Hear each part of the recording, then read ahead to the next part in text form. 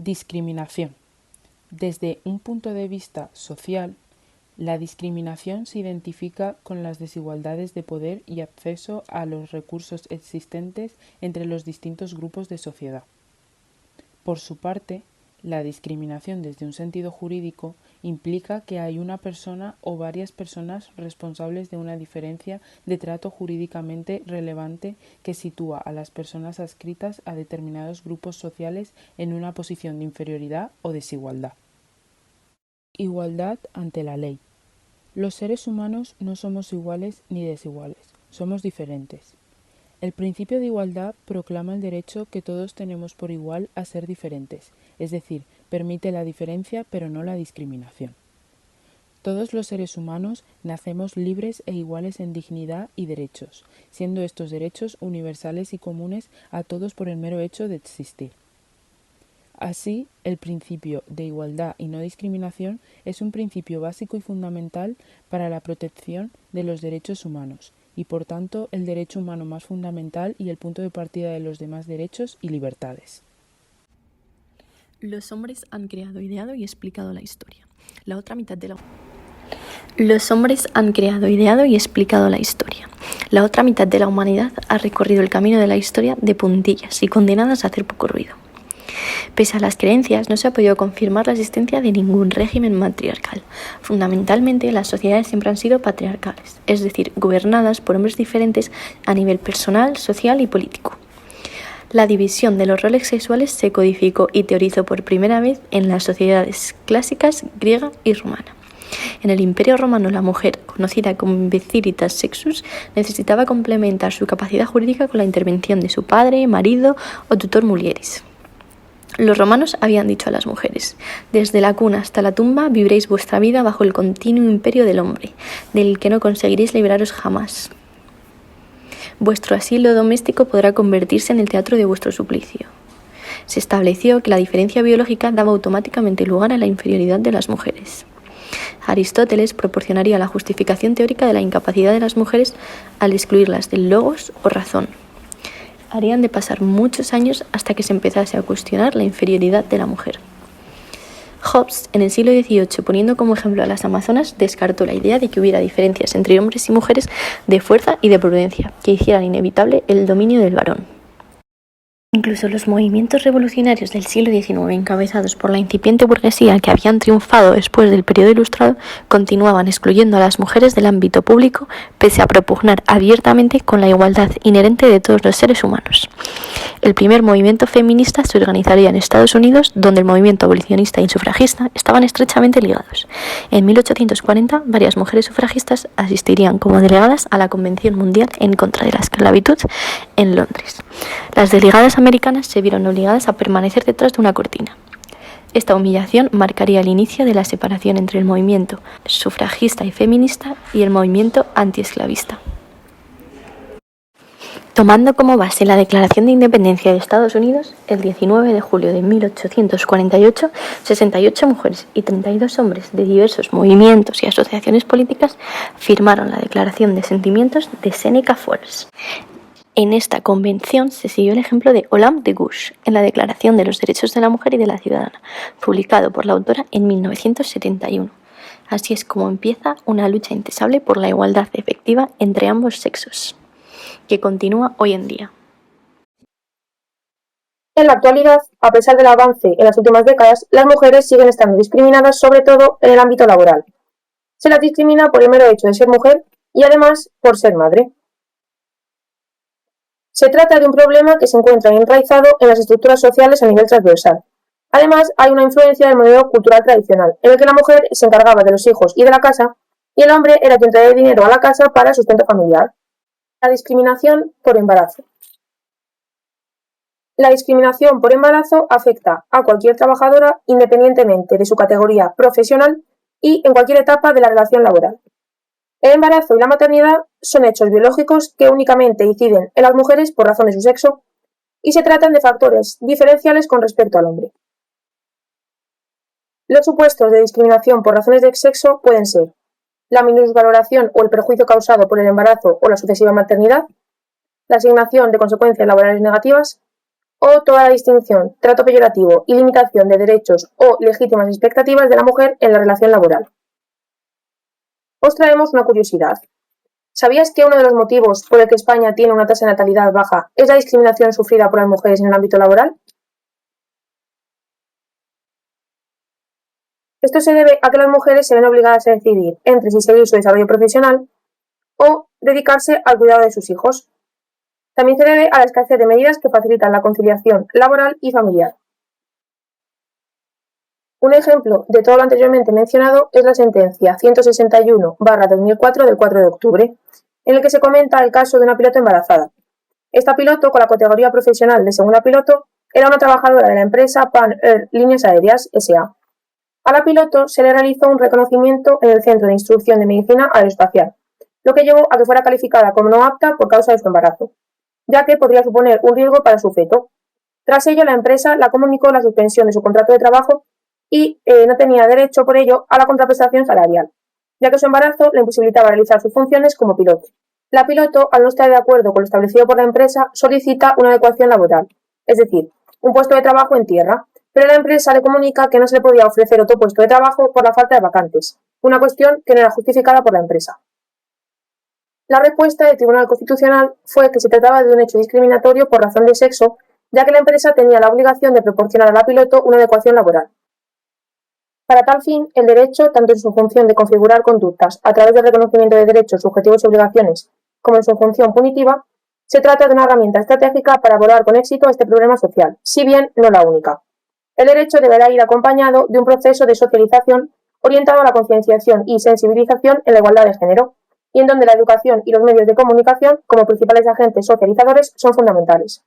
Todo ello dará lugar a un cambio en los estereotipos y los roles de género. Como la ley no puede impedir lo que la conciencia social no reconoce, el derecho y los procesos de socialización se necesitarán mutuamente para abordar con eficacia el reto mencionado anteriormente. En lo referente a los salarios, en España las mujeres cobran 5.200 euros anuales menos que los hombres, aun efectuando el mismo trabajo. A esta desigualdad se le conoce como brecha salarial de género. Las causas de esta brecha podrían deberse a la idea de la falta de liderazgo de la mujer en altos cargos, compaginar el trabajo con la familia o la infravaloración de trabajos donde especialmente hay más mujeres, como en la educación. En España la brecha salarial también depende del territorio. Las comunidades autónomas más perjudicadas son Asturias, con un 29,3%, Aragón, con un 24,7% y Navarra, con un 23,2%.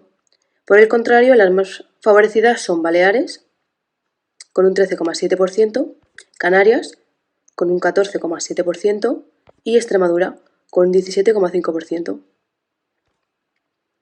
En la actualidad está intentando frenar la desigualdad salarial, empleando medidas como el teletrabajo, la flexibilidad horaria y establecer un currículum ciego para evaluar la maestría y experiencia de las personas sin señalar ningún dato personal.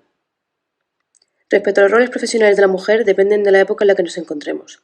Por ello diferenciaremos entre el antes y el ahora. En el antes nos situamos en el periodo franquista en 1939. El oficio de la mujer se condensó en tener hijos y realizar las tareas del hogar, debido a que la sociedad las consideraba inferiores a los hombres. La mujer trabajó fuera de la ley y cobrando en negro. Sin embargo, con el tiempo comienza a aparecer trabajos feminizados, como profesora, limpiadora o en la producción textil. Al extinguirse el franquismo, el 28% de las mujeres eran activas frente al 72% de los hombres. Ahora, la mujer ha ganado terreno laboral. Sin embargo, sigue existiendo oficios donde su integración es mínima, como los puestos militares, la gestión de residuos y los suministros de energía. Según estadísticas del INE, en el 2021, un 79,3% de las mujeres eran empleadas comunes, un 9% gerencia media, un 7,8% jefas de oficina y un 0,6% directoras de grandes empresas. La mujer en el ámbito político. La prioridad del hombre en la sucesión al trono. Cuando hablamos de sucesión al trono nos referimos a las normas sucesorias de la corona de España. La corona es cedida siguiendo los principios de primogenitura y representación.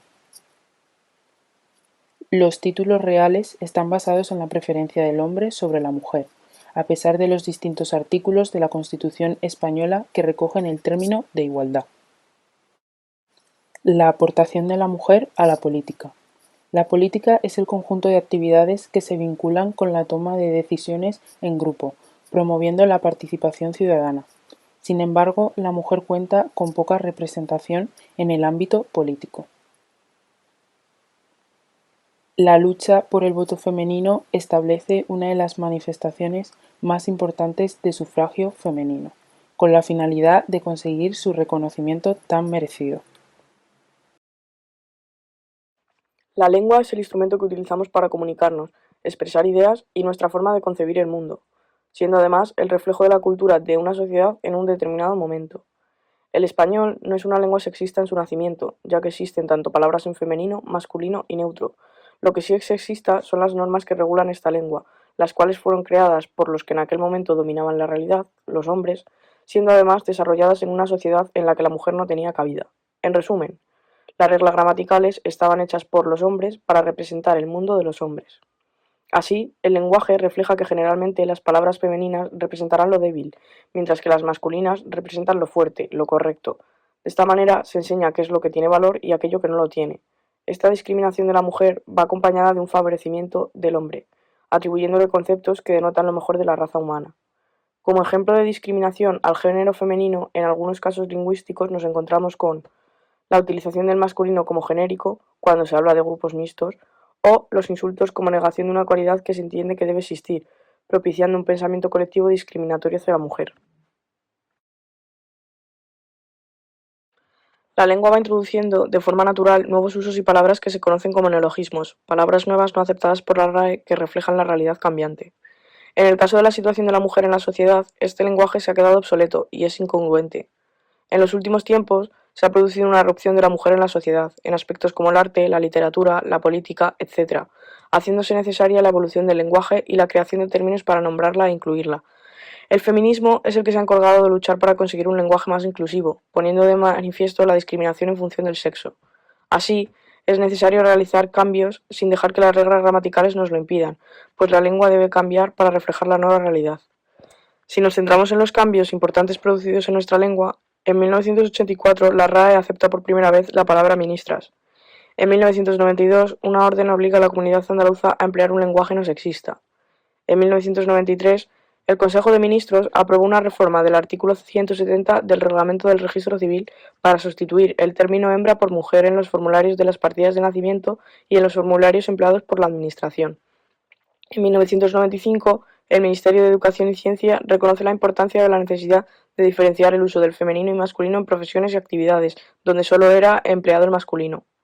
Asimismo, el Ministerio de Educación y Ciencia, por su parte, da una serie de recomendaciones para el uso no sexista del lenguaje. La discriminación positiva o acción positiva se presenta como una herramienta que pretende llevar a la práctica el principio de igualdad material entre hombres y mujeres, reconocido en nuestra Constitución y tratados y acuerdos internacionales firmados y ratificados por España. Aboga por la adopción de medidas que, aunque en un primer momento parezcan discriminatorias, no violan el principio de igualdad, ya que están destinadas a lograr la igualdad de grupos que han sufrido injusticias históricas y sociales. Hay quienes alegan que la expresión es contradictoria en sí misma, ya que, por definición, una discriminación no puede ser positiva. Para que sea justo y efectivo, la discriminación positiva debe cumplir los siguientes requisitos. Su interpretación debe ser restrictiva, es decir, aplicarse cuando no puedan sortearse de otra manera los obstáculos que impiden la igualdad material y real. Será necesario acreditar subjetividad y aportar pruebas de que las mujeres están realmente en una situación de desventaja. Debe ser temporal, siendo derogadas una vez que se hayan eliminado las barreras que impedían alcanzar la igualdad material y los grupos hayan disminuido su retraso con respecto al resto de la sociedad.